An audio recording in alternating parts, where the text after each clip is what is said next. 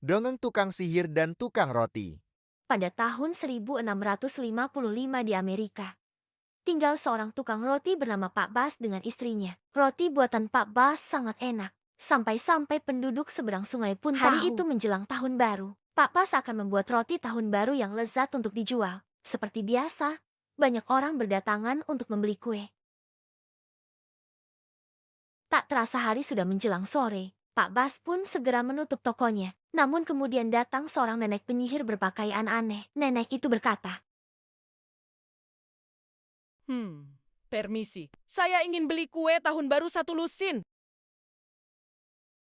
Pak Bas segera mengambilkan kue untuk nenek penyihir itu.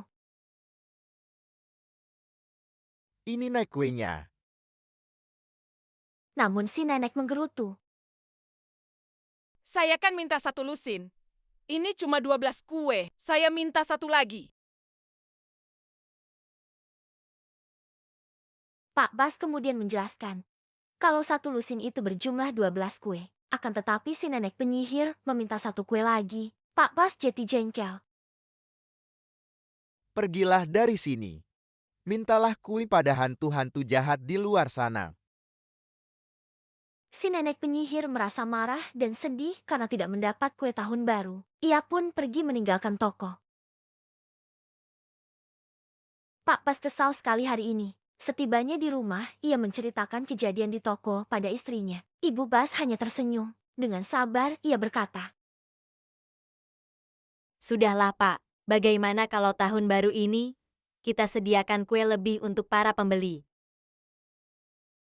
Pak Bas cemberut mendengar perkataan istrinya. Enak saja. Nanti kita rugi. Pokoknya tidak ada kue lebih untuk mereka. Esoknya Pak Bas kembali membuat kue dan membuka tokonya. Akan tetapi terjadi hal-hal aneh. Tiba-tiba uang Pak Bas dari penjualan kuenya hilang. Tempat pemanggang kuenya meledak. Peralatan membuat kuenya juga rusak. Kejadian itu berulang terus sampai akhirnya toko kue Pak Bas menjadi rugi. Pak Bas kebingungan. Kemudian ia mengingat-ingat. Apakah ia pernah berbuat sesuatu yang membuatnya tertimpa sial? Aha, jangan-jangan. Karena perkataanku pada si nenek. Apakah dia itu penyihir? Tiba-tiba saja terdengar suara tawa halus di dekat Pak Bas. Itulah hukuman dari kami. Hantu-hantu tahun baru. Akibat kau berlaku tidak baik pada perayaan tahun baru. Sekarang, kau harus minta maaf pada penyihir malang itu.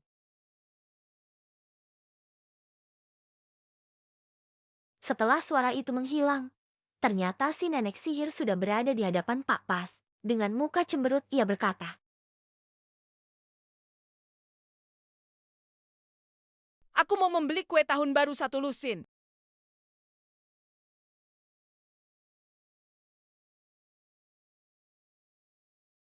kali ini Pak Bas bergegas mengambilkan 13 kue tahun baru dan berkata, Nah, ini naik 1 lusin kue tahun baru. Dan maafkan saya, Nak.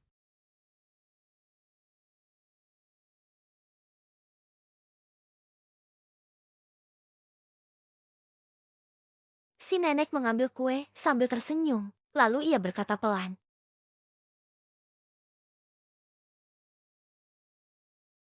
Kutukanku sekarang sudah berakhir. Sekarang berjanjilah padaku. Untuk seterusnya 1 lusin kue itu akan tetap berjumlah 13.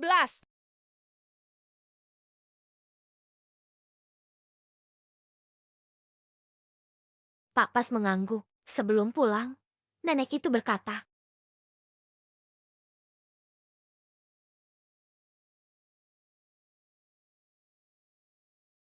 Ingatlah, suatu saat nanti, angka 13 akan menjadi keramat dan menyebar ke seluruh dunia. Dan semua orang akan mengingat aku.